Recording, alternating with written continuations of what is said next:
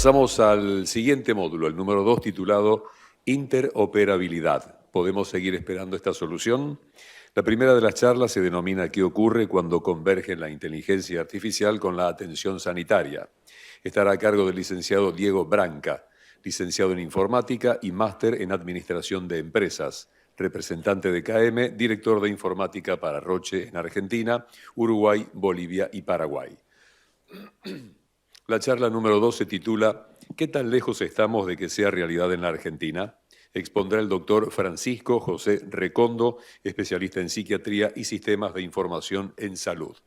Y finalmente, este módulo terminará con la charla número 3, denominada Interoperabilidad, ¿por dónde empezar?, a cargo del doctor Carlos Otero, médico de la Universidad de Buenos Aires y máster en informática biomédica de la Oregon Health and Sciences University. Se desempeña como jefe de informática clínica en el Departamento de Informática en Salud del Hospital Italiano de Buenos Aires. El módulo contará con la moderación del doctor Vicente Andereggen, director médico de OMINT, Sociedad Anónima, y OMINT Assistant. Les recordamos que al final del módulo vamos a habilitar un espacio de preguntas para los que están siguiendo la charla en vivo por YouTube. En el chat de la transmisión vamos a compartirles un link. Y para los que están aquí en el auditorio, en las pantallas laterales podrán escanear un código QR. En ambos casos les pedimos que especifiquen a quién va dirigida la pregunta y los moderadores habrán de formularlas por orden de aparición. Invitamos entonces a los mencionados para integrar este módulo: el licenciado Diego Branca, el doctor Francisco José Recondo, el doctor Carlos Otero y el moderador doctor Vicente Andereggen.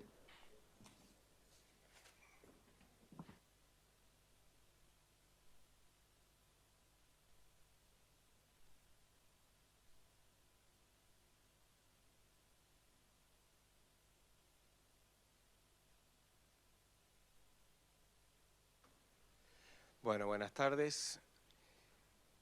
Un gran desafío que tiene la salud en nuestro país es justamente integrar a los distintos efectores, y la interoperabilidad es probablemente una de las más importantes desafíos nuevamente que tiene la salud digital en este momento.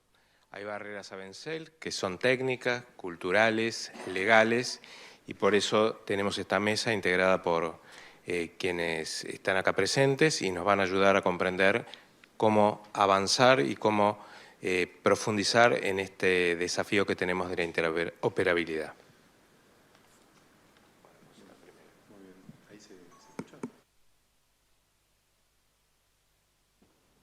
Ahora sí, ¿no? Bueno, en principio, muchas gracias por la invitación. Este panel, bueno, de conocidos, así que buenísimo. Bueno, como dijeron, en este caso estoy representando a KM, ¿sí? KM es la Cámara Argentina de Especialidades Medicinales.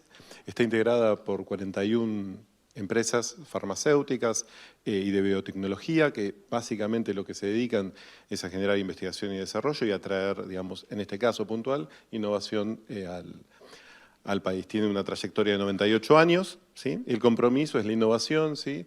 La investigación y desarrollo, digamos, de forma sostenible. La charla que me toca es cuál es la convergencia entre inteligencia artificial, ¿sí? y medicina, la atención médica, algo que por ahí se habló también en el panel anterior. Yo lo que voy a intentar aportar es una mirada distinta. Dentro de la Cámara también tenemos un lineamiento, ¿sí? que trata la transformación digital. O sea, hay un grupo de personas de estas empresas que está trabajando en la transformación digital en salud, o sea, con el ecosistema de salud, trabajando en conjunto, y tenemos distintas acciones. Para empezar, me gustaría empezar con esta imagen. Para los que no lo conocen, esta persona es Peter Diamandis, es uno de los co-founders, ¿sí? de la Universidad Singularity. Y como mencionaron en el panel anterior, Pablo, habla de la convergencia de las tecnologías, ¿no? Y a mí acá lo que me interesa resaltar es cómo evolucionan en general estas tecnologías que se denominan exponenciales. Esto quiere decir que hay tecnologías que no son exponenciales, que responden, digamos, a un comportamiento lineal, ¿sí? y otras que responden a un comportamiento totalmente exponencial. Estas tecnologías, las exponenciales, tienen distintos estados, ¿sí? Hay un primer estadio, obviamente, que comienza en esta instancia particular, ¿no? Con la digitalización, para luego caer en una etapa de decepción, ¿sí? Algo que mencionó Pablo, esto de las expectativas infladas que se generaron y que, bueno, no se pueden cumplir. Realmente caen en un estadio de decepción hasta que algunas, ¿sí? Las que siguen evolucionando y tienen suerte, generan una disrupción. Una vez que llegamos a ese estadio, hay otros 3 comportamientos que están asociados con estas tecnologías, y uno es la desmaterialización, o sea, esto responde a una ley que se llama Ley de Moore, cada 2 años todo se reduce a la mitad en términos de tamaño, costos, ¿sí? Cuando esto pasa, la gente empieza a tener más acceso y se desmonetiza, o sea, empieza a valer nada. Y un buen ejemplo que se mencionó es esto de ChatGPT, hoy se está usando y no tenemos barreras de acceso, ¿no? Después hay distintos sabores, pero es muy... Lo que a mí me interesa hablar puntualmente es qué pasa en este momento, ¿no? En el momento de disrupción. Es para mí la clave y es por donde voy a intentar ir en toda la charla. Pero no nos tenemos que olvidar que está este momento también, ¿no? El momento de decepción. Un tema que me gusta hacer una mención especial con respecto a este concepto de tecnología exponencial. Todas las tecnologías, ¿sí? Este análisis lineal que mencioné de las tecnologías, este aporte que hizo Peter Diamandis a lo que es el estudio de las tecnologías, responden todas a un comportamiento, ¿sí? De curvas S. ¿Sí? Todas las tecnologías, si estudiamos cualquiera, sea de motor de combustión, por ejemplo, todas las evoluciones que tuvo el motor fueron respondiendo a estas curvas, ¿no? A estas curvas de adopción, que si lo miramos, ¿sí? Desde lejos, básicamente es una línea recta, y esto es lo que se llama que es la linealidad. Pero en un punto X, ¿sí? Hoy estamos viendo esto, cuando hablamos, por ejemplo, de inteligencia artificial, y estamos parados, ¿sí? En el momento de disrupción. Voy a tocar esto de decepción rápidamente. Otra cosa que mencionó Pablo también es que hay otra consultora, en este caso es Gartner, que también analiza la evolución de las tecnologías. Y entonces lo que Gartner dice es que hay un punto donde se genera un trigger de innovación, esto rápidamente genera un pico de expectativas infladas, cae a una desilusión total, ¿sí? Esto es que se le buscaron casos de uso que no son tales, ¿sí? No se logra tener buenos resultados hasta que se llega a un plató de productividad. De vuelta, para mí la clave acá es este punto de disrupción, y en este punto de disrupción, cuando estamos ahí, pasan estas cosas, ¿no? Esto que realmente nos sorprende. Acá está la de selfie de la última cena, ¿no? Todo obviamente generado por algoritmos y demás. Pero eso son algunas de las características, ¿sí? Que tiene este punto de disrupción. Solamente pasa en este momento, después ya es lo normal, ya estamos acostumbrados, ya no nos sorprende. Y esto nos pasa siempre, y nos pasó cuando se introdujo el primer iPhone, ¿sí? Cuando Steve Jobs da la primera conferencia presentando el primer iPhone, fue ese momento de disrupción. No lo teníamos previsto, pasa tan desapercibido que aparece y nos sorprende. Anteriormente a ese punto está la decepción. Y para traer algunos ejemplos, ¿sí? de algunas tecnologías que por ahí no progresaron. Y de vuelta, esto no quiere decir que no vayan a progresar en algún momento. Hoy no progresaron. Tenemos, por ejemplo, acá arriba, ¿sí? Los Google Glass vinieron a transformar la experiencia del usuario y todavía no pasó. Realidad virtual o realidad aumentada utilizada en el quirófano. Bueno, yo no soy médico, pero no lo he visto todavía. ¿Sí? Metaverso, ¿se acuerdan que Facebook cambió el nombre, Metaverso? Perdón, no sé cómo ir para atrás. Estoy con un problema elemental. ¿Podés? ¿Sabes que no? Ah, ya está, ahí lo vi, perdón. Estoy sin los lentes, tendría que tener un Google Glass, no los tengo. Bueno, gracias. Y acá arriba, sí, tenemos los NFT. O sea, si alguien invirtió en NFT como experiencia para bueno, que vaya vendiéndolos porque todavía eso no está despegando. De vuelta, punto de disrupción. Sí, porque este tema es relevante ahora para nosotros, para la salud. Básicamente los sistemas de salud, ustedes lo saben, están pasando por varios desafíos, ¿sí? Un desafío es que tenemos mayor expectativa de vida, hay más gente, la gente vive más, hay más población mundial, el tema de calidad de vida se entiende de otra forma, ¿sí? Hay una mayor prevalencia de las enfermedades crónicas no transmisibles, el acceso a los tratamientos y la equidad en el acceso es y sigue siendo un desafío, y hoy, digamos, para enfrentar estos desafíos se necesitan transformaciones profundas en el sistema de salud que permitan hacer frente, ¿no? Y un tema que pueda actuar como un facilitador, obviamente no el único, es la tecnología, donde tenemos la convergencia hoy de tecnología, datos, ¿sí? Y analítica de datos avanzadas para empezar a tomar por ahí mejores decisiones. Y esto entra dentro del concepto que se denomina transformación digital, ¿no? Donde el primer paso, ¿sí? Es la digitación, no existe la palabra en español, pero es pasar del formato analógico al formato digital, ¿sí?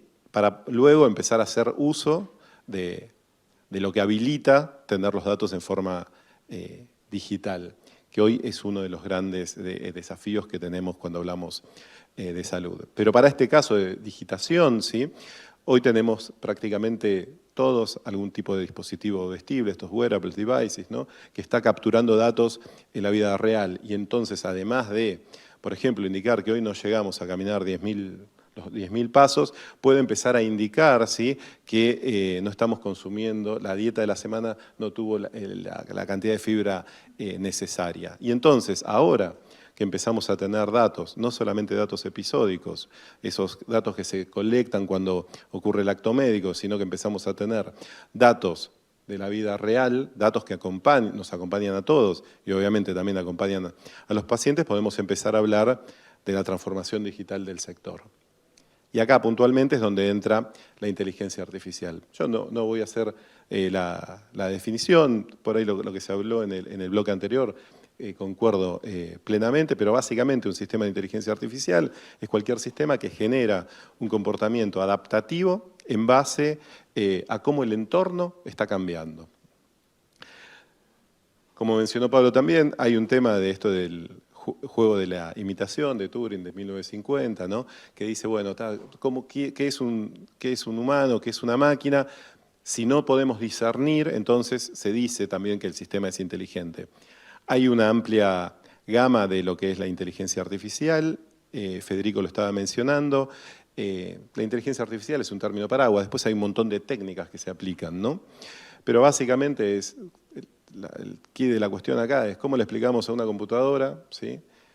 ¿Qué diferencia hay entre estos dos objetos? Entonces, podemos caer acá en el tamaño, en el color, ¿sí? Pero si agregamos un tercer objeto, ya empieza a ser un poquito más difícil. Ni hablar si estamos hablando de una cantidad de objetos que se incrementa. Y entonces esa básicamente es la diferencia entre lo que veníamos utilizando, que eran sistemas donde se programaba, a estos sistemas que utilizan inteligencia artificial.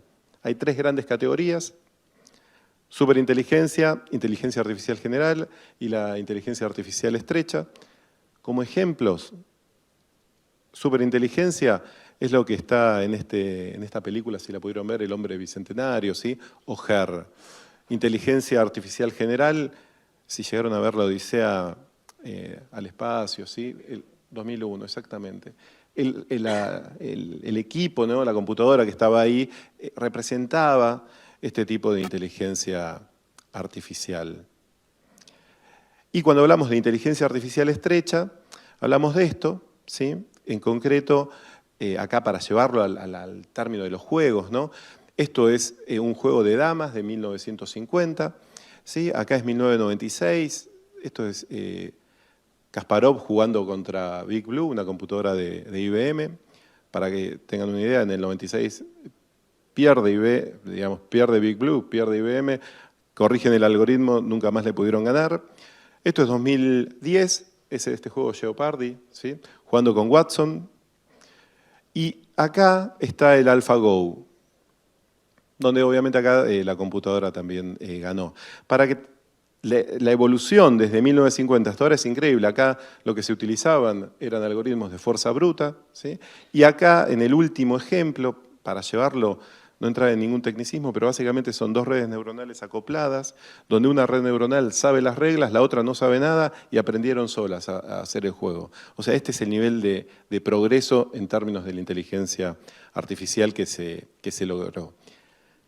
Nosotros estamos acá, ¿sí? Estamos todavía hablando de inteligencia artificial estrecha, es decir, la inteligencia artificial general y la superinteligencia de ciencia ficción. Por eso puse ejemplos de película que estaban por ahí. Pero la inteligencia artificial estrecha es omnipresente, la utilizamos prácticamente a diario, el mercado está creciendo, la progresión, digamos, los forecasts de mercado en términos de negocios también crecen. Acá voy a ir bastante rápido, pero esta es la curva del hiperciclo tecnológico de Gartner, cuando analizan las distintas capacidades en términos de inteligencia artificial. La computer vision es algo que está madurando bastante rápido, en 2 o 3 años se va a alcanzar ese plató de productividad, y vienen otros desafíos, ¿no? Este último que está acá es inteligencia artificial general, así que para la consultora esta faltan todavía 10 años para que esto pueda progresar. Términos de utilización, voy a ir bastante rápidos, pero detección, por ejemplo, con algoritmos de retinopatía diabética, que además de generar una mejor experiencia para el paciente, se hace un diagnóstico bastante más rápido, lo mismo en términos de patología digital. La combinación, ¿sí?, para estas dos cosas, para que esto después se pueda integrar en el workflow en el workflow clínico, ¿sí?, con los datos de la historia clínica y demás, es fundamental que los sistemas interoperen, y este es el desafío que va a tener acá Francisco y Charlie, en contar por qué estamos hablando de interoperabilidad. Con respecto a ChatGPT, obvio que todas las presentaciones tienen que cubrir hoy temas de ChatGPT, pero la pregunta es, ¿usaron ChatGPT? Que levanten por ahí la mano, ¿quién lo usó? Bueno, un montón, bárbaro. Cuando lo usé la primera vez, así me sentí. Si no sé ustedes, yo me sentí de esta forma. Y esto básicamente de vuelta, es porque estamos en este punto de disrupción. Pero en este punto también se presentan algunos desafíos regulatorios, legales y demás, porque no se puede regular básicamente lo que no existe, ¿sí? Cuando salió este último, digamos, boom de la inteligencia artificial, empezaron a generarse un montón de debates, si se tiene que regular, si no, si paramos el desarrollo, si seguimos. ¿Y esto le suena parecido a algo? A mí me hace acordar a esto, ¿no? Todas las tecnologías, de vuelta, que generan una disrupción, tienen el mismo comportamiento, sea lo que fuese, y teóricamente va a seguir pasando. Pero para que no nos quede el tema de inteligencia artificial, interoperabilidad, digamos, como este puente que se había diseñado en Honduras, ¿no? Lo que le vamos a pedir como mínimo a los temas asociados con inteligencia artificial en medicina y en todos los campos es, uno, y clave, privacidad de los datos, transparencia, que se puedan interpretar los resultados, que puedan ser explicables, ¿sí? Temas de equidad. Algo que se está hablando muchísimo es el tema de seguridad cibernética, ¿sí? Que no puedan ser, esos datos no puedan ser robados, aunque todos van a ser robados a la larga. Validación y verificación, robustez, actualización continua, control humano. Acá la inteligencia artificial viene a generar mayores capacidades al humano, no a tomar determinaciones por sí misma, ¿sí? Obviamente cumplimiento normativo, ética, responsabilidad y aprendizaje continuo. Así que eso es lo que quería yo contar. Muchísimas gracias. Bueno, muchas gracias, Diego. Continuamos con la charla 2 que va a dar Francisco Recondo. ¿Qué tan lejos estamos de que sea realidad en la Argentina? Bueno, muy buenos días a todos. Muchas gracias por la invitación, antes que nada. La presentación mía inicial fue medio rara ya, y de hecho mientras escuchaba las presentaciones previas me invadía un poquito más la parte de psiquiatría y menos la parte de sistemas de información. Es un mix raro, soy psiquiatra de inicio, sistema de información, un poco adquirido por algunos personajes que tenemos acá cerca también, que me han sabido transmitir muchos conocimientos. Y actualmente coordino un área del Ministerio de Salud de Buenos Aires que se encarga específicamente de lo que tiene que ver con el proyecto de interoperabilidad para la ciudad. Cuando pensábamos un poquito en la preparación de esta charla, la verdad que estas dos preguntas que estamos planteando ya son casi existenciales, ¿no? ¿Podemos seguir esperando? ¿Y qué tan lejos estamos? No hablamos del qué todavía, ¿no? Técnicamente no lo definimos, no creo que sea por el público que tenemos acá lo más importante definir de qué hablamos cuando hablamos de interoperabilidad, pero básicamente y rápido, si pensamos que hay múltiples sistemas y queremos que podamos intercambiar y utilizar la información, interoperabilidad básicamente es eso, es la capacidad de que muchos sistemas puedan intercambiar información y usarla. ¿Sí? La nombro solamente porque no la dijiste vos, esperaba que la nombraras.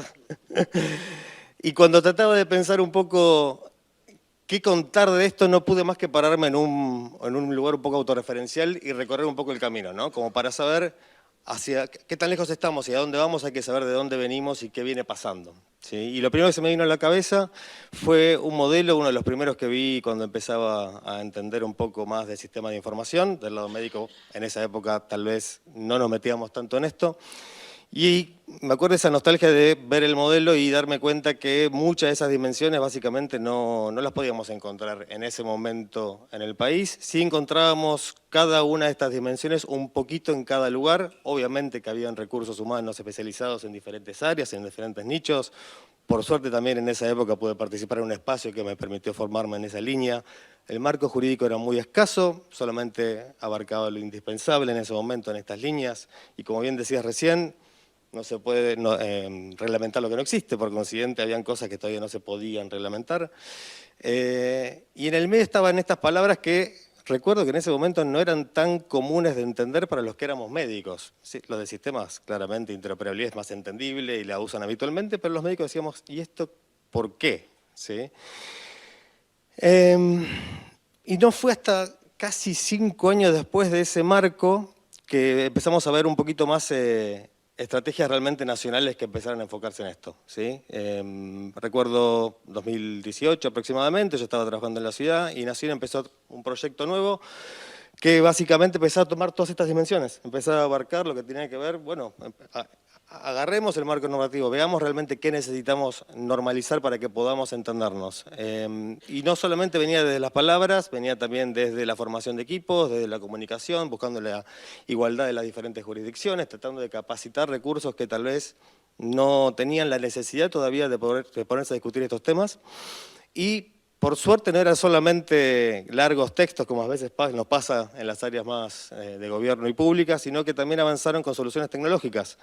Y enfocaron derecho a los principales problemas que habían cuando uno pensaba un sistema completo. Vamos derecho a lo más difícil, ¿cómo nos identificamos? ¿Cómo identificamos a las personas cuando tenemos 24 provincias, cada una puede definir sus reglas y adentro de cada provincia tenemos los subsistemas de salud y múltiples instituciones, cada una con sus propias definiciones y sistemas. Y empiezan a aparecer dos dimensiones interesantes, empiezan a aparecer estándares, empiezan a aparecer, bueno, vamos a usar esto para comunicarnos. Y otra cosa que empieza a pasar en salud es que algunas dimensiones que antes parecía que podían trabajar separadas de todo, se empiezan a acercar. El SISA o el Sistema de Información Sanitario Nacional, que no lo conocía nadie hasta que no llegó la pandemia, lamentablemente, fuera del ámbito de salud, empezó también a acercarse un poco el concepto de interoperabilidad, que no sea solamente informar cosas, veamos realmente cómo pensamos en el intercambio de la información. ¿Sí?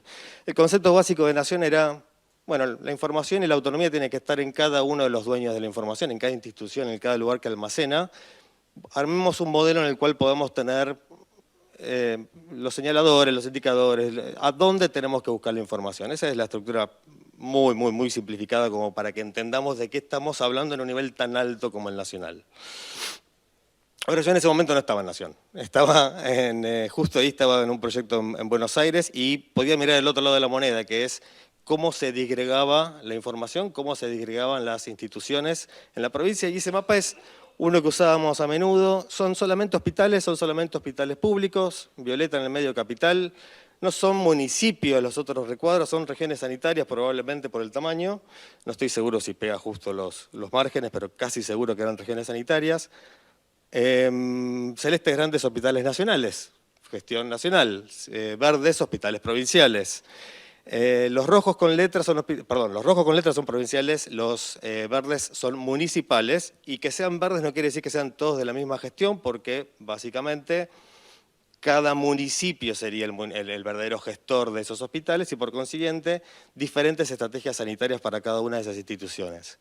Claramente ahí quedaba muy evidenciado el por qué necesitábamos interoperar, no era solamente una palabra rara, y ni siquiera estamos abarcando cualquier otro de los insumos sanitarios evidentes que tenemos. No estamos abarcando centros diagnósticos, laboratorios, farmacias, sistemas privados, seguridad social, prepagas. Solamente estoy mostrando una pequeña parte que era los hospitales de dependencia pública. En Ciudad tampoco estábamos tan diferentes, múltiples niveles diferentes de atención, abarcaban obviamente toda la ciudad, pero ahí es donde empiezan a aparecer ciertas trampas. Cada una de las jurisdicciones tiene una potestad que es interesante. Tenés control básicamente de todas tus instituciones, todos tus establecimientos. Por consiguiente, interoperar no siempre es una necesidad real, o no por lo menos a los fines de la información sanitaria. Sí, por supuesto, con otros sistemas que pueden ser de otros departamentos, por ejemplo, lo que son los laboratorios propios de cada hospital, los sistemas de imágenes. Pero en la práctica, nosotros tenemos una única historia clínica electrónica, por consiguiente, no entraría en el concepto de interoperabilidad, pero sí compartimos la información sanitaria para todos los que tocan el sistema, lo cual es buenísimo. Pero ahí arriba no pusimos la capa justamente del sistema de las demás instituciones que componen todo el sistema de salud de la capital federal, que justamente es uno de los más intensos que tenemos en todo el país. La pandemia nos forzó a avanzar, a hacer cosas que tal vez no queríamos hacer tan rápido. Dentro de todo lo terrible que fue, ocurrieron millones de cosas que antes nos cuestionábamos y avanzábamos muy lento. Cada uno en nuestro lugar de trabajo hemos tenido que tomar decisiones y hemos tenido que avanzar con proyectos que tal vez estaban muy verdes para el momento que se tuvieron que implementar. Pero también lo que pasó fue que en cuanto se empezó a normalizar, digamos, un poquito la situación sanitaria, empezó a tratar de encuadrarse de vuelta todo lo que se había hecho, ¿sí? Y muy rápido empezaron a aparecer nuevamente, tanto en las provincias como en Nación también, nuevas normativas. Una ley de historia clínica nacional, una reglamentación de la ley de receta digital, resoluciones mixtas, una misma, perdimos imagen, pero supongo que volverá. Una historia de salud integral de nación que propone para aquellas jurisdicciones que no tienen soluciones, que respeta los estándares de interoperabilidad. Bueno, esto a nosotros en la ciudad también nos llevó obviamente a ver cómo nos posicionábamos en esa línea, y teníamos una ley viejita pero novedosa. Esa es la Ley de Historia Clínica de la Ciudad, que es del 2016, que para la época de las primeras que existían en el país, o por lo menos en el concepto de realmente informatización del sistema y no digitalización solamente, y era muy precisa, técnicamente muy precisa y elaborada. Eso estaba buenísimo, por un lado, claramente, porque nos permitía tener un marco para poder avanzar con la implementación. Por el otro lado, también habían dimensiones que tal vez no estábamos preparados para abarcar todavía. Y justamente ya desde el primer artículo, en realidad, ya estaba definida una estrategia de interoperabilidad para la misma ciudad. Y en el modelo que se proponía ya también estaba planteado algo muy similar a lo que proponía Nación. Ahí son tres dimensiones en sí. Una tiene que ver con el concepto mismo de un sistema integrador. Nación lo llama bus de interoperabilidad o red de interoperabilidad, pero para la ciudad también el concepto de un sistema que permita que cada institución que tiene un sistema de información también pueda de alguna manera intercambiar su información con los demás. Y otras dos dimensiones que lo que llevan es justamente a poder lograr que ocurra la primera de ellas, ¿no? Una tiene que ver con todas aquellas cosas que acompañan a las normativas o resoluciones o reglamentaciones o definiciones que hay que tomar para que podamos avanzar en esa línea. Y la otra es un poquito más de estructura, que tiene que ver con, bueno, desde dónde se podría trabajar esto para comunicar, organizar, concentrar las comunicaciones con todos los involucrados en un sistema hipercomplejo.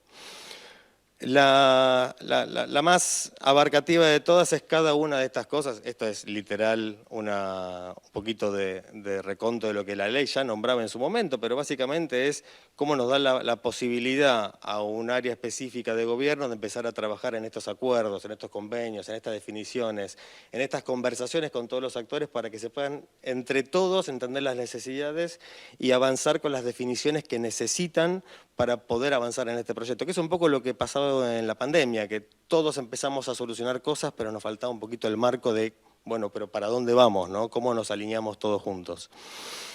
El segundo es el más técnico de todos, y esto no es una estructura real definitiva, pero sí intenta mostrar la complejidad. La ciudad no es la nación, la ciudad es una jurisdicción y tiene complejidades diferentes, porque como una provincia más tiene necesidades horizontales de intercambio de información, pero a su vez también tiene que tomar en cuenta las estrategias y las definiciones y los intercambios, reportes, informaciones hacia arriba, hacia nación. Entonces, este modelo de interoperabilidad propuesto va a tener ciertas complejidades extras, porque justamente va a estar pensado para no solamente funcionar desde lo que es una jurisdicción superior-nación hacia cada una de las jurisdicciones provinciales, sino de una forma horizontal, de una manera de poder concentrar para después poder también trabajar hacia el nivel superior de nación. Tal vez el más importante y tal vez el que me movilizó un poco a traerlo por este lado, esta conversación, es el que desde la ley se llama registro de historias clínicas, pero en la práctica es cuál va a ser nuestra herramienta que vamos a poder tener para poder avanzar en este momento y hacia afuera de lo que es el sistema público, en los equipos de trabajo y las estrategias para poder básicamente trabajar juntos. Se llama registro de historias clínicas, pero en realidad el concepto es que no podemos pensar qué tenemos que hacer si no sabemos con quiénes estamos hablando, qué necesidades tienen, qué ya han lo conseguido y qué cosas no tienen y nosotros podemos ayudar ahí. Y en ese sentido la idea es poder avanzar en ese camino empezando a tener primero la vía de comunicación con todos los actores involucrados y en ese espacio empezar a poder tener los intercambios técnicos que nos permitan acompañar con las soluciones técnicas y con las normativas correspondientes que puedan hacer que se avance justamente en la línea de poder realmente interoperar en el ámbito de la Ciudad de Buenos Aires entre todos los subsistemas. No puedo no volver al primer cuadro, porque eso fue hace 10 años, lo veo de vuelta ahora y la verdad que no podría decir que no hemos avanzado en cada una de estas dimensiones a lo largo de todo el país. Y todas las instituciones, no estoy hablando obviamente solamente del ámbito público. Creo que cuando lo pensamos de este lugar, primero estoy bastante seguro que no contesté ninguna de las dos preguntas iniciales, pero sí también me parece que está muy bueno ver el contexto de cómo estamos ahora, refiriéndonos sí o sí a de dónde venimos. Me parece que hemos tenido un recorrido muy intenso en la pandemia y ahora estamos con una oportunidad enorme de poder empezar a formalizar esos recorridos en algo que sea sustentable, no a la velocidad de las nuevas tecnologías como hemos visto en otras mesas, pero sí con la precisión y la estabilidad que necesitamos para que realmente se pueda mantener en el tiempo. Bueno. Muchas gracias.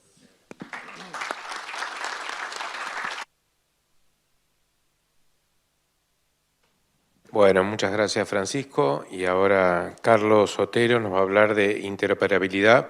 ¿Por dónde empezar? Bueno, gracias por la invitación. Me toca hablar por dónde empezamos, ya pasamos qué tan lejos estábamos, cuánto esperar.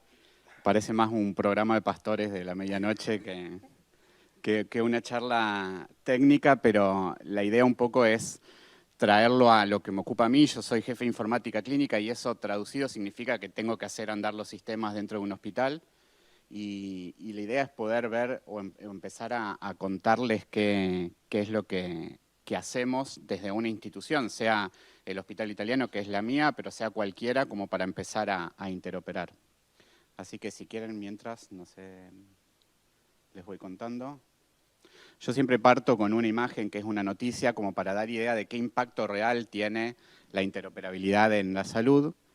Y les cuento, a ver si llegamos a mostrarla, una noticia. No sé si ustedes recuerdan cuando... Ahí está, a ver. Yo la veo acá, pero seguramente... Ahí estamos.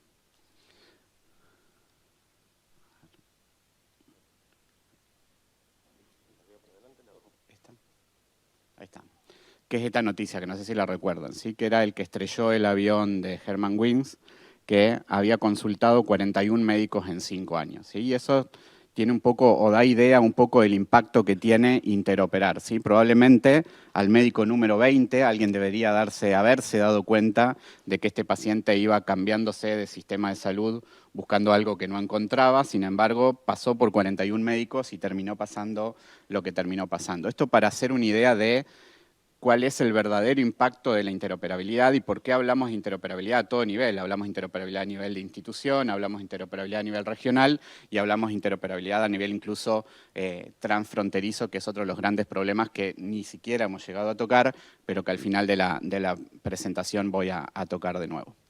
Y la idea es decir qué es la interoperabilidad. Entiendo que muchos de ustedes están familiarizados con esto, pero siempre retomamos el concepto de hablar de qué es la capacidad de 2 o más sistemas para intercambiar datos. Y esto existe desde hace bastante tiempo ya. De hecho, los bancos lo utilizan constantemente y uno puede interoperar entre bancos sin ningún tipo de problemas. Obviamente ustedes me dirán, y Pablo lo mencionaba anterior, los umbrales de error son diferentes, los riesgos o las capacidades de error o de cómo mitigar ese error son diferentes. Si un banco se equivoca dándole plata a otra persona, lo puede cubrir devolviendo esa plata, digamos, y en algún punto cumple o restituye ad íntegrum el daño que se puede haber generado. Si nosotros nos equivocamos intercambiando información en salud, probablemente no podamos restituir ese error. Por eso los niveles son diferentes. Pero entre el tiempo que nos tomamos desde que los bancos interoperan hasta lo que nos ha costado a nosotros del sistema de salud, podríamos ya haber resuelto alguna de estas cuestiones. Ahora la pregunta es, ¿por qué ha llevado tanto tiempo y por qué no es un verdadero problema? ¿Por qué creen que hoy no es un verdadero problema no interoperar? En realidad no es un verdadero problema no interoperar porque la mayoría de los médicos no escriben casi nada. O sea que si pensamos en la lógica de por qué no es un problema es porque no hay suficiente información para intercambiar y porque la mayoría de la información que generamos en los sistemas tiene que ver con datos transaccionales, que eso sí los intercambiamos. Tal vez no desde interoperabilidad, pero como alguien tiene que pagar por eso o alguien tiene que cobrar por eso que hace, esa información sí se comparte entre los diferentes sistemas. Entonces hoy, de algún modo, yo puedo saber qué estudios hicieron a qué persona, qué resultados tiene ese paciente en particular y lo que me falta interoperar es cuál es el contenido que los médicos o los profesionales registran en la historia clínica. Y de nuevo, repito, escribimos tan poco, que no ha terminado de ser un problema real. La otra lógica que tenemos es la dificultad de los datos que generamos en la historia clínica. Seguimos educando a los profesionales a repetir lo que el sistema ya sabe. Entonces esos datos no tienen un verdadero valor. Hoy los profesionales siguen recibiendo la instrucción de que una evolución correcta es repetir qué estudios le pidieron, qué resultados revisó, qué fármacos le indicó un paciente, y en realidad toda esa información el sistema la sabe. Lo que el sistema no sabe es por qué lo sigue, por qué le dio ese medicamento, qué es lo que espera que pueda llegar a suceder, o por qué lo pasa a terapia o por qué lo saca de la terapia intensiva. Esa información que hoy es la que el sistema necesitaría interoperar es la que hoy no tenemos y por eso estamos en este gap de tiempo en donde todavía podemos seguir esperando para ir a interoperar. Y la dificultad de interoperar tiene que ver que cuando yo quiera o empiece a tener eso va a ser difícil por la cantidad de actores que están involucrados en el proceso de generación de la información. Porque hay médicos, porque hay centro de atención primaria, porque Francisco contaba recién la diversidad de centros de salud que existen en cada ámbito de la región y porque hay diferentes niveles o flujos de información que va a ser necesario representar. La interoperabilidad tiene un concepto, o sea, tampoco voy a tomar tanto tiempo en esto, pero hay una interoperabilidad técnica, hay una sintáctica, hay una semántica y hay una organizacional. Las tres primeras son relativamente fáciles de resolver. Ya está dicho cómo hay que hacerlo, está probado, funciona, hay que entender lo que transmitimos, hay que poder hacerlo desde una lógica de un estándar internacional. La que todavía también nos cuesta mucho es la organizacional, que es decir, qué compartimos, cuándo lo compartimos, qué puede decidir el paciente compartir o no, cuándo ese poder que le damos al paciente, que en realidad es el verdadero dueño de la información, es beneficioso o no para esa persona y a partir de ahí podemos empezar a discutir. Porque uno diría, bueno, el paciente tiene el poder de compartir. ¿Puede filtrar lo que comparte? Digamos, cuando nosotros le preguntamos a los pacientes ocultan información, eso los puede poner en riesgo. Entonces, ¿hasta qué nivel nosotros hacemos interactuar a los pacientes con el concepto de interoperabilidad? De verdad que sí es interesante poder tener presente a los pacientes en el concepto de interoperabilidad, lo que todavía tenemos que discutir es cómo y cuándo.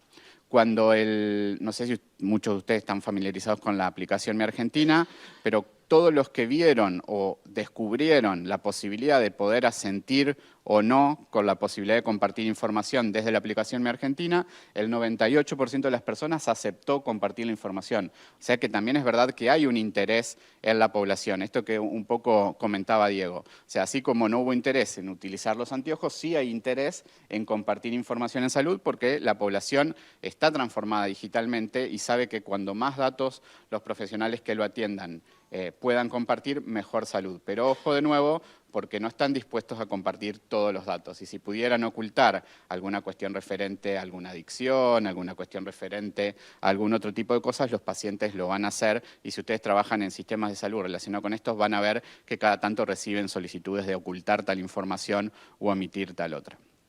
¿Es complejo poder entender qué información generamos?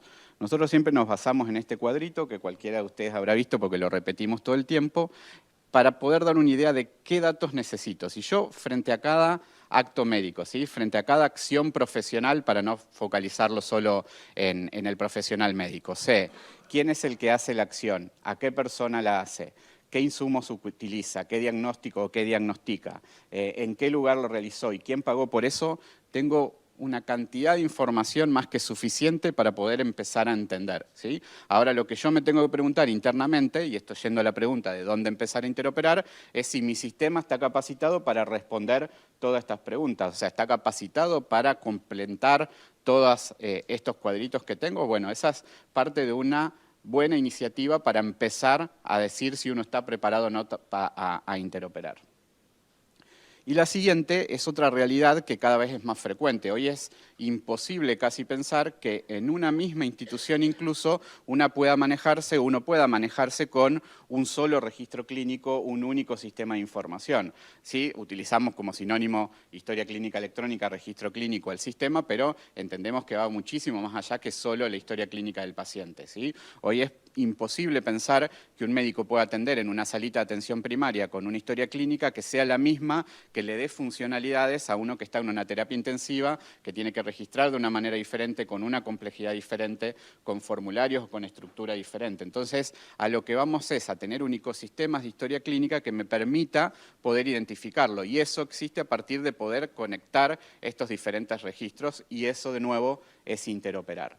Y lo siguiente es un poco lo que hablaba Pablo antes, que me facilitó mucho la presentación porque ya dio la parte más difícil, que es tenemos que entender los datos que transmitimos, o sea, tenemos que poder entender que cada dato incluso tiene su propio estándar para ser codificado y esa codificación es necesaria para que los sistemas lo entiendan. Entonces es imposible pensar hoy que un médico sepa que tiene que codificar un motivo de atención ambulatoria con SIAP o tiene que codificar la enfermedad con CIE9, 10, 11, el que le toque, y que si a su vez quiere más nivel de detalle le tendría que poner un código de SNOMED, porque así como hay estándares, hay muchos y tenemos que hacerlos funcionar a todos a la misma vez. Entonces, necesitamos también entender un poco esta estructura de lenguaje que Pablo mencionaba para que cuando un médico necesite escribir, lo haga de una manera lo más intuitiva posible. Y esa manera intuitiva que tiene el médico es escribiendo texto libre, es narrando lo que está sucediendo. Sin embargo, esa narrativa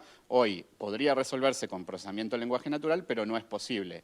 Por esto mismo que contaba Pablo, que el umbral del error todavía es alto, que las herramientas todavía no están del todo funcionales para poder suplir esta funcionalidad, y en el extremo está lo que hacemos hoy, que es hacer la codificación de texto estructurado. Pero ese texto estructurado no es intuitivo a los profesionales, no representa lo que ocurre realmente con el paciente y tenemos que tener la capacidad de poder encontrar en el medio algo que funcione y eso se llaman vocabularios de interfase, que son estas estrategias mixtas entre cuando uso texto narrativo, cuando uso texto estructurado. Hay como una dinámica propia de poder empezar a entender cuándo le dejo al médico escribir y cuándo le pido que lo haga de manera estructurada, y tiene que ver un poco con dos variables que son la variabilidad y la repetición. Si los datos son muy repetitivos y poco variables, probablemente me convenga ir hacia texto estructurado porque lo voy a poder hacer con clics rápidamente y va a quedar codificado. Si en el otro extremo el texto es muy variable y poco repetitivo, probablemente lo más común sea ir hacia texto narrativo. Todo esto tengo que racionalizarlo y pensarlo porque cuando yo tenga esta información en ese formato, recién va a ser posible compartirla, ¿sí? En el extremo de lo narrativo va a estar la salud mental, en el otro extremo van a estar los formularios de investigación como para que se hagan una idea de cómo vamos pensando o cómo vamos estructurando los datos que generamos para que podamos finalmente interoperar. Entonces, volviendo a lo que me pidieron que viniera a hablar de cómo empezamos, en principio, haciendo el ejercicio de si tengo todos los datos necesarios para interoperar a partir de lo que llamamos anatomía del acto médico, y segundo, si tengo todas las estrategias actualizadas para que el médico, el enfermero, me dé la mayor cantidad de información posible a la hora de querer avanzar en la recuperación de la información.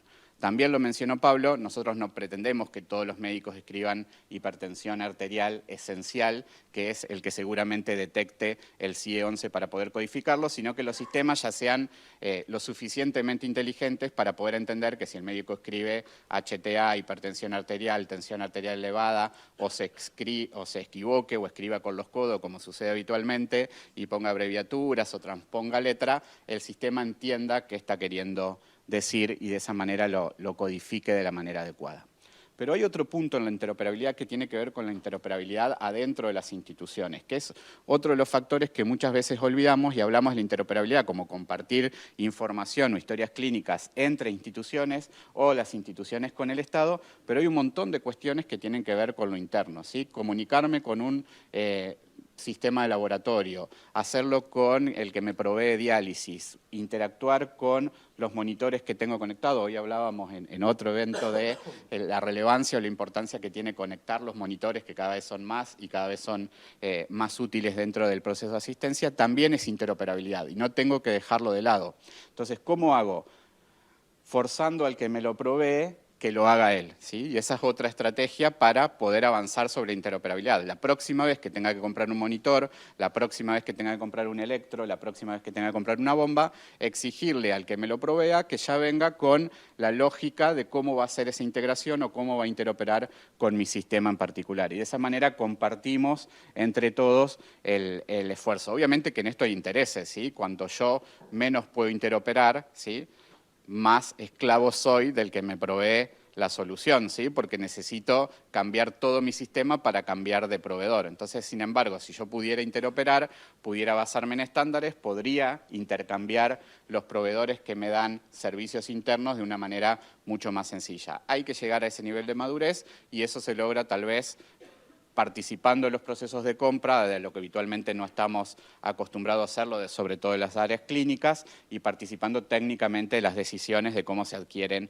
equipamiento. ¿Para qué, por ejemplo? Como les decía, para poder integrar los monitores y que los enfermeros no tengan que transcribir, sino que solamente tengan que conectar o identificar qué monitor corresponde a qué paciente, porque son instancias de seguridad, o conectando, por ejemplo, bueno, esto es cómo se hace. Esto obviamente yo no entiendo nada, pero lo copié en una diapositiva para que vean que la solución existe y que es una lógica, son protocolos de comunicación que los dispositivos tienen y que se puede avanzar sobre eso. Y la siguiente es, por ejemplo, cómo se conectan las bombas de infusión, ¿sí?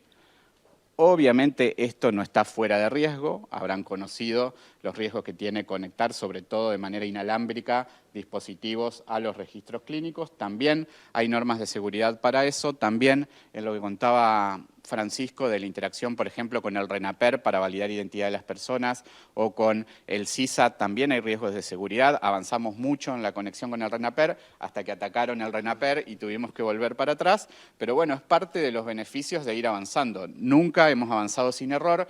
Tenemos que estar adaptados a eso y tenemos que ir haciéndolo o equivocándonos con responsabilidad para ir avanzando. Así que hacia la pregunta de si tenemos que seguir esperando, sí tenemos que seguir esperando, pero porque vamos avanzando y porque cada vez logramos mayor interoperabilidad entre algunos sistemas que ya están maduros para hacerlo. Pero como si esto fuera poco, hoy nosotros intentamos interoperar sobre la información que nosotros conocemos de los pacientes cuando los pacientes nos visitan, pero la vida de los pacientes es bastante más amplia que esos 15 minutos que vienen a estar con nosotros. Hoy ya sabemos que preguntarle sobre las condiciones de vida o las condiciones de salud de cada una de estas personas tiene impacto incluso en la mortalidad. Entonces ya no hablamos de una historia clínica, sino que hablamos de un ecosistema de registro clínico en donde está la salud poblacional, las preferencias o salud de las personas y la propia historia clínica desde el punto de vista del proveedor como un todo que completa lo que terminamos llamando repositorio de datos clínicos o historia clínica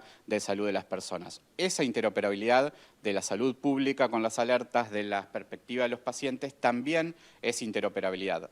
Obviamente en el extremo estaría enterarme, como decías, desde la tarjeta de fidelidad del coto que compro o desde el inodoro que mostraba Diego, cómo me está yendo con la comida, pero obviamente no estamos diciendo que todo tiene que integrarse ahora. Sin embargo, sí es información que está disponible y sí son datos que vamos a tener que empezar como integrar, y ese integrar es de nuevo interoperar. Hoy en el hospital tenemos casi 70 millones de documentos, ¿sí? O sea que en esta interoperabilidad no todo es color de rosa. Si alguien hoy me pregunta qué datos tenés de un paciente y ese paciente nació en el hospital y hoy tiene entre 18 y 19 años, tiene 20 años de historia clínica, o sea que en esto de poder organizarnos qué compartir y cómo compartirlo, también hay unos puntos claves para poder resolver, porque si yo te mando 2.300 documentos para que vos lo atiendas por una faringitis, probablemente esté beneficiando muy poco a ese paciente. Entonces tengo que saber qué información darte. Ahora, si ese paciente es inmunocomprometido, probablemente sí sea un dato relevante a la hora que vos atiendas la faringitis. ¿Sí? A esto vamos de, ¿es todo color de rosa? No, no te voy a mandar 2.000 documentos para que vos lo atiendas por un dolor de garganta. ¿Sí? Tengo que saber cómo o dónde frenar, eso todavía no está claro y es uno de los grandes problemas porque, aunque parezcamos jóvenes y atléticos, hace mucho que estamos en esto y cada vez se acumula más información. Entonces, el día que levantemos la barrera y digamos, bueno, listo, compartimos, va a ser abrumador la cantidad de datos que va a tener que recibir cada profesional a la hora de atender a cada paciente. Vuelvo sobre la Red Nacional de Salud Digital, que por suerte se mantuvo a pesar de los cambios de gobierno y que ha sido muy importante, sobre todo en formar a un montón de personas en el interior del país. Hoy las provincias están muy adelantadas, hay muchas provincias, no todas, ¿no? Pero hay muchas provincias que están muy bien y avanzadas en lo que tiene que ver con informatización de sus sistemas de salud. O sea que hemos podido ir avanzando, todavía nos podemos permitir seguir esperando, que era parte del lema de la charla, porque se ha podido avanzar en algunas cuestiones que han ido resolviendo los problemas de interoperabilidad, como por ejemplo los REFES que tienen que ver, los REFES son los puntos de referencia para saber cómo se identifican las instituciones de salud, cómo se identifican los profesionales y vamos a seguir avanzando.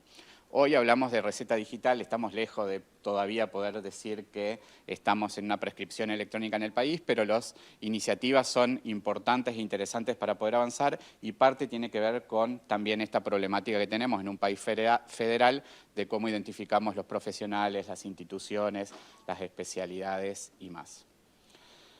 ¿Cómo avanzo o por dónde empiezo? Primero tengo que saber qué quiero hacer, ¿sí? Y para qué lo quiero hacer. Después tengo que saber cómo y ahí tengo que evaluar el riesgo-beneficio.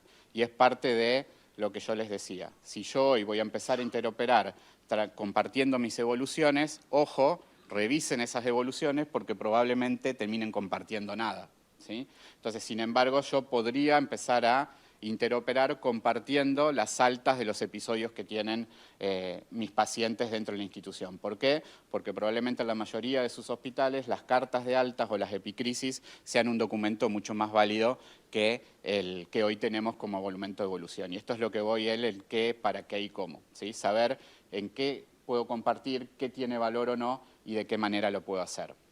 Y para empezar, obviamente, iniciar siempre con la correcta identificación de las personas y de ahí al infinito y más allá, ¿sí? O sea, identificar correctamente a las personas es un talón de Aquiles para poder compartir la información. El RENAPER nos está ayudando mucho en eso, cada vez tiene más servicios y nos deja interactuar con sus servicios, como les decía, pero tenemos que tener planteado cómo hacemos los sistemas de identificación, sobre todo para sistemas que hoy atienden a pacientes que probablemente tampoco estén identificados y es hacia donde queremos ir.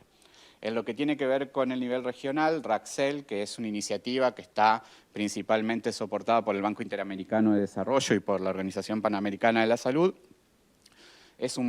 transforma como un bien público digital estrategias de interoperabilidad. Hoy sus primeros proyectos tienen que ver con vacunación COVID. Muchos países, Uruguay, Colombia, Chile ya tienen certificación, Argentina está próximo a tenerlo, que significa que va a poder compartir certificados de vacunación COVID de manera transfronteriza, no vamos a tener que viajar más ni con la aplicación ni con el papelito. El siguiente es fiebre amarilla, así que en ese sentido, la región también está trabajando en esto que decíamos de la interoperabilidad regional o transfronteriza y en ese sentido también se abre ahí un abanico para servicios de telesalud. Entiendo que es parte del tema que también nos convoca y tiene que ver un poco con cómo ordenar servicios que puedan darse entre países incluso no tan cercanos. Así que un poco eso es también el nivel regional, cómo está la interoperabilidad. Así que muchas gracias.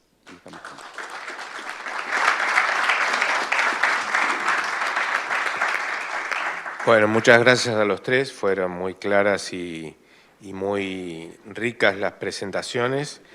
Tenemos pocos minutos para las preguntas, vamos a hacer una que es para el doctor Recondo. ¿Qué piensa de la nueva ley sobre el Plan Federal de Historia Clínica Electrónica? A ver, ya de por sí está bueno, si uno empieza a mirar las diferentes leyes a nivel de todo el país, referidas a historia clínica electrónica, uno va encontrando muchos puntos en común en general. Va encontrando los puntos clave, los más importantes en general, por suerte, se van repitiendo. Y eso hace que, como decía Charlie recién, nos da un poco más de tranquilidad porque quiere decir que todos estamos pensando en la misma línea. Y eso me parece que es lo más importante. Después uno puede entrar en algunas particularidades que en realidad no las terminás tanto identificando al momento de la ley o la reglamentación, sino más bien en los pasos subsiguientes, pero en línea general yo me quedo con la parte de los puntos en común, que me parece que es lo más importante para poder pensar en esa interoperabilidad real. Excelente. Una pregunta a todos los oradores del módulo 2. ¿Cómo piensan unir toda la información y unificar el criterio de información? ¿Creación de algún tipo de glosario? Empiezo yo. En principio la pregunta puede ir para dos lados. O sea, ¿cómo vamos a entender los datos que compartimos? Que sería un poco lo que iría hacia la lógica del glosario como solución. Hoy existen esos glosarios y son los estándares internacionales que utilizamos. Lo que tenemos que ver es a qué nivel y para qué usamos la información. Si queremos que esa información sea información poblacional, como para entender a nivel global qué pasa con los pacientes, probablemente usemos clasificaciones como la de la OMS, que son la Clasificación Internacional de Enfermedades, que hoy está inaugurando la 11, digamos, la versión 11. Si queremos mayor nivel de detalle, o sea, queremos saber puntualmente el riesgo de un paciente, probablemente terminemos usando una terminología, que son este tipo de glosarios que tienen mayor nivel de detalle, que hoy se llama SNOMED, y que Argentina es parte de SNOMED, o sea que podemos utilizarla. Esos son los glosarios que existen y cómo identificaríamos a cada uno de estos. Pablo lo mencionó un poco, existen herramientas que pueden, frente a la identificación de un concepto o un texto, codificarlo en las diferentes herramientas sin que alguien lo tenga que hacer manualmente. Si pensamos en qué compartimos, esto de qué información compartimos de cada paciente, hay países que van hacia una vía libre y se comparte todo lo que existe. Hay países que van hacia el resumen clínico de datos, que tiene que ver con el resumen de salud internacional, que también es un estándar y que tiene una serie de indicaciones o una serie estandarizada de información que se comparte cuando uno solicita información a otro centro de salud. Uruguay, veo algunos uruguayos por ahí, Uruguay ha ido por ese lado, por la identificación del resumen clínico del paciente. Ecuador también está yendo en esa línea. Hay otros que lo dejaron librado al azar. Me parece que frente a la complejidad de países que tienen historia y clínica de larga data, generar o propiciar un tipo de documento que sea parte de un resumen es útil para el profesional, desde el punto de vista que le decía, de no abrumar con 1000 documentos que no todos van a tener utilidad. Sin embargo, algo resumido podría ser pros y contras, obviamente que las instituciones tienen que generar ese resumen para mandarlo, y eso significa desarrollo. En el otro modelo, los pros es que mandás todo lo que tenés y no te preocupás por tener un paso intermedio en hacer ese tipo de resumen. Sí, sumando 2 palabras nomás. Tal vez de vuelta acá lo importante es tomar la dimensión tiempo. Esto no es una canilla que uno abre y empieza a compartir toda la información al mismo momento. Es justamente uno de los grandes desafíos el poder pensar juntos cuáles son aquellos datos clínicos que consideramos más importantes para la población general, empezar a compartir y a partir de ahí sí ir definiendo estas dimensiones que nombró Carlos. Un poco el obvio objetivo que tenemos nosotros como gobierno acá y obviamente acompañando a lo que Nación va definiendo es ir armando los espacios para que se puedan definir estos glosarios, como dijeron, y justamente también los documentos clínicos o la información clínica que queremos empezar a compartir, pero pensando en largos periodos de tiempo.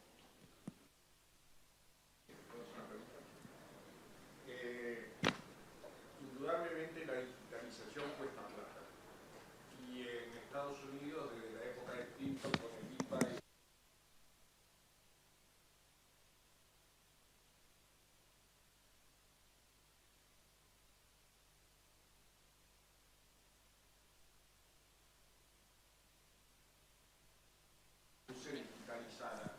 y también están los terceros vendedores de historias clínicas electrónicas. ¿Cuál es la visión de ustedes? Porque también aparte de la monitorización de la digitalización, el Medicare ahora está dando premios y castigos a la gente que realmente cumple con la normativa o la no normativa a través de la historia clínica electrónica de llevar a cabo el cometido.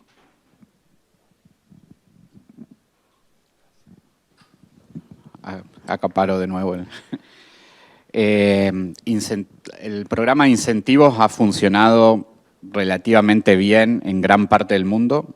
En la región Uruguay inicia también con un programa de incentivos, estoy diciendo bien, que lo hacía a partir de un extra sobre la cobertura para aquellos que cumplían con el proceso de informatización. En Argentina ha habido mucho recurso destinado que principalmente se destinó a los cimientos, principalmente sustentado por créditos del Banco Mundial y principalmente el Banco Interamericano de Desarrollo. Sigue habiendo mucho recurso en ir hacia eso. Argentina tiene hoy mucho recurso, sobre todo la provincia de Buenos Aires, que tiene bastantes millones que le acaba de dar el Banco Mundial. O sea que hay recursos para poder avanzar. O sea que necesitamos, obviamente que siempre cuando más plata tengamos, somos expertos en gastar plata, los que hacemos informática, así que cuando más plata haya, mejor. Pero es verdad que hoy hay sobre todo créditos internacionales que apoyan los sistemas de digitalización. No hay, todavía no hay, y ahí le digo a Francisco que por ahí responde parte del Estado, no hay incentivos del Estado hacia los privados para la adopción. No hay desde los financiadores también incentivos de que aquel que te entregue información en tiempo y forma o en línea reciba un incentivo desde las aseguradoras o desde los pagadores. O sea que todavía nos falta esa parte, nos falta el incentivo hacia el privado. Pero hacia el sector público hay recurso y, como le digo, se acaban de aprobar varios millones del Banco Mundial, por ejemplo, para la provincia de Buenos Aires, y hay varios créditos BID en muchas provincias con programas para informatizar. Sí, ahí Carlos explicó perfectamente lo que tiene que ver con el modelo de financiamiento a nivel internacional hacia la parte pública sobre todo, y coincido plenamente que es uno de los principales déficits que tenemos y los mayores desafíos, porque tenemos que, una vez que empezamos, no digo que ya hayamos solucionado la interoperabilidad en el ámbito público, porque lejos estamos de eso y claramente todavía nos queda un camino enorme para recorrer, pero una vez que empezamos a tomar más en cuenta los vínculos entre los otros subsectores, es el mayor desafío encontrar cuáles van a ser esos incentivos. Por supuesto, el que uno cae rápidamente es el costo económico, pero puedo imaginarme, por supuesto, que pueden haber múltiples incentivos entre los subsectores que podrían hacer que encontremos puntos de acuerdo que lleven a que hayan modelos de interoperabilidad que sean sustentables. De vuelta, creo que también la variable importante es el tiempo, ¿no? El tiempo y las mesas de decisión que lleven a que podamos definir los acuerdos necesarios.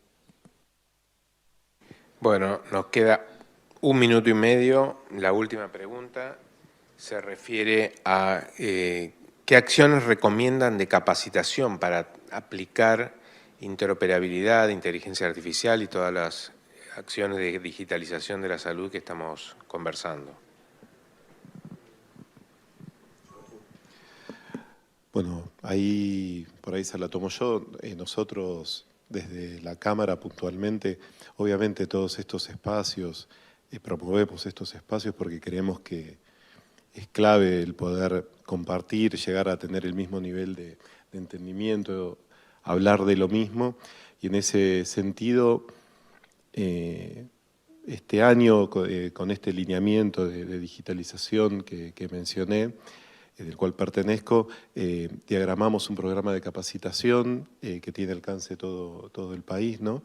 Donde invitamos a participar. El programa tiene distintos módulos, vamos transitando distintos módulos: interoperabilidad, historia clínica electrónica, transformación digital, con experiencias, casos de uso, básicamente para compartir y para levantar el nivel de awareness de los temas. No sé si... Desde el Estado, las Mañanas de Interoperabilidad es un programa que todavía está vigente del Ministerio de Salud, que son charlas, digamos, técnicas sobre cada punto, donde se han capacitado la mayoría de las personas en las provincias. Es un buen programa de formación, o sea que entran a la página del Ministerio, de la Dirección de Información, está disponible. Y desde nuestro lado también hay un curso en el Hospital Italiano específico de interoperabilidad.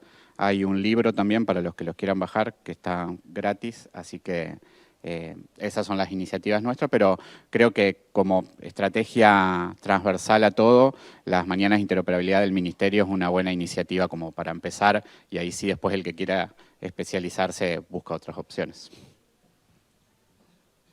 Bueno, muchas gracias a los tres por las excelentes exposiciones.